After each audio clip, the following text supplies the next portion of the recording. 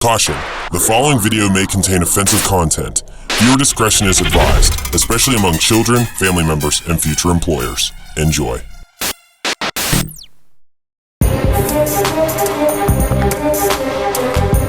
Okay, so I realize that this isn't much of a Grand Theft Auto weekend anymore, but I made the graphic and I'm not changing it. Deal with it.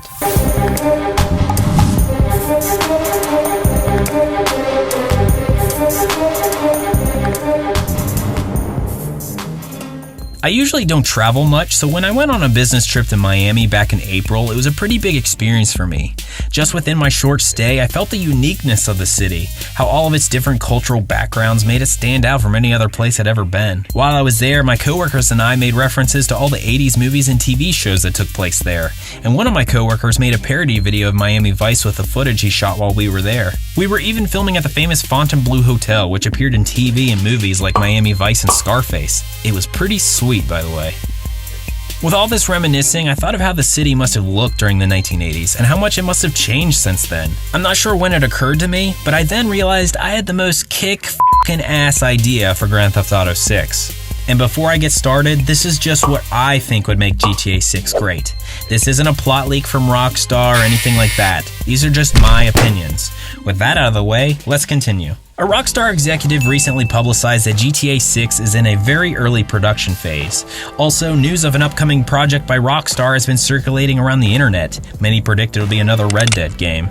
It was also revealed that the Rockstar team at one point considered Tokyo for the setting of one of their Grand Theft Auto games. Many fans, as a result, are speculating where the next GTA should take place. The last two games returned to previous cities like Los Santos and Liberty City, so a reasonable suggestion would be to return to Vice City. I myself was opposed to the idea because I thought the whole concept of Vice City was that it was a play on Miami Vice, an obvious reference to the game's 1980s theme. So I felt that returning the series to Vice City in modern times would only water down the identity of the original game. Then I thought, why not just go for it and make the game setting in the 80s again? Have a grandiose story as always, rebuild the city and all of its 80s splendor with modern HD textures? People will go crazy for that, right? Well, here's a better idea. How about doing both? When news came out that Grand Theft Auto 5 was on the horizon, we quickly learned that players would be able to control three main characters in the state of San Andreas, rather than just one protagonist like in past installments.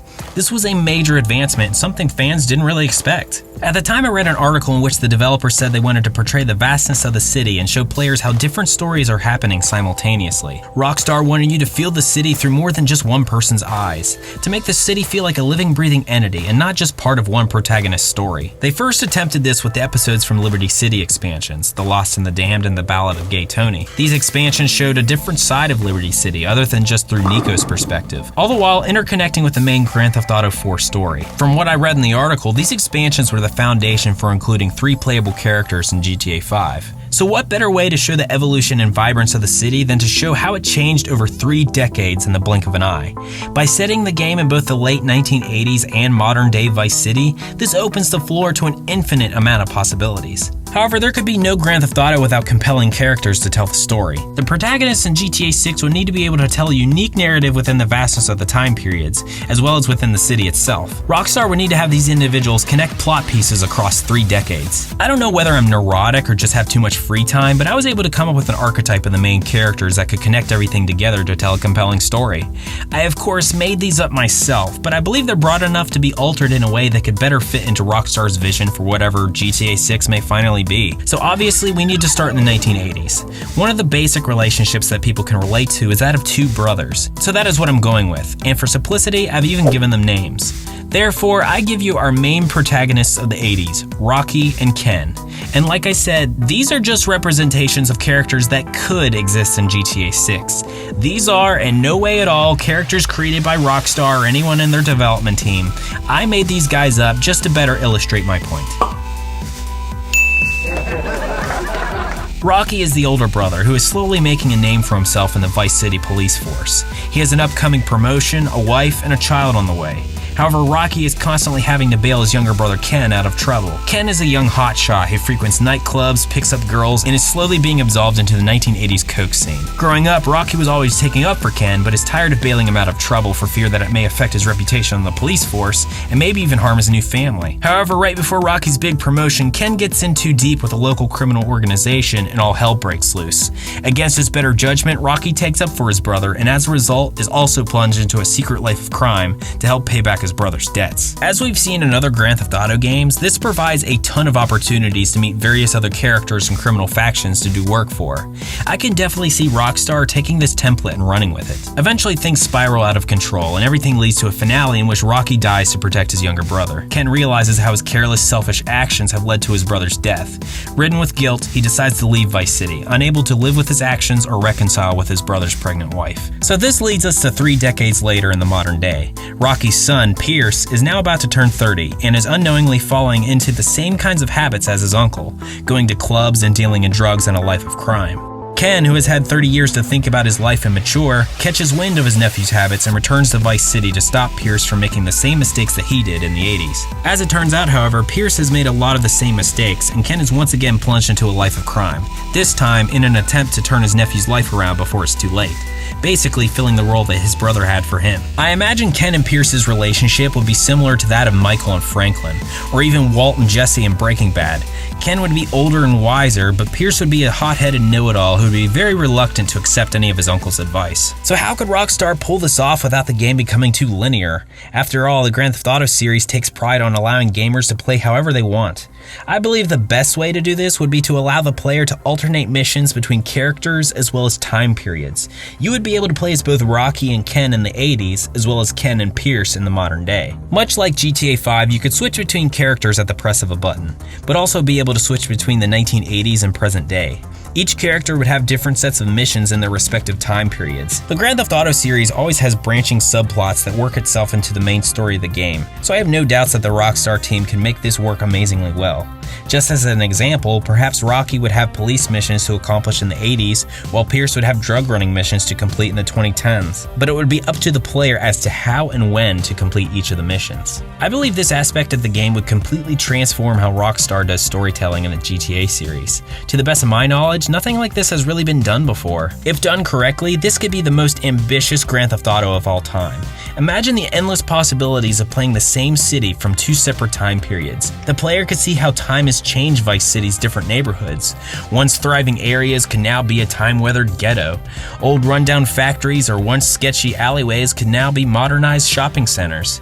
Perhaps one gang's territory is now controlled by a rival criminal organization, or maybe has even been bulldozed entirely to make way for a new shopping mall as part of a politician's revitalization project. By playing through both time periods, the city would be alive and completely transformed in ways that you could not have seen otherwise. This would also mean that there would be 2 entire sets of vehicles. Much like how the GTA series has evolved many of their iconic cars throughout the games in different time periods, in GTA 6 you would be able to see the changes between vehicles within seconds. For instance, you would be able to see how the boxy, angular sports cars of the 80s are now more rounded and sleek in the modern day. Also, imagine the plethora of customization options for the different sets of cars in both time periods. And of course, we can't forget about one of the staples of the GTA series, the diverse set of radio stations in-game.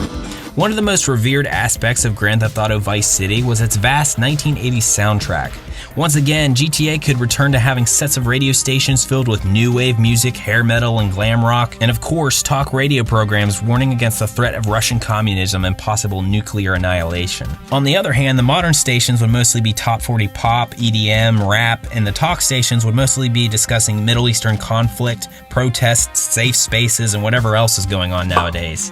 Rockstar always manages to introduce great social commentary and satire of the American way of life, so I'm sure they would knock this one out of the park as always. And by having the 2 separate sets of radio stations, there's a potential to reintroduce Laszlo.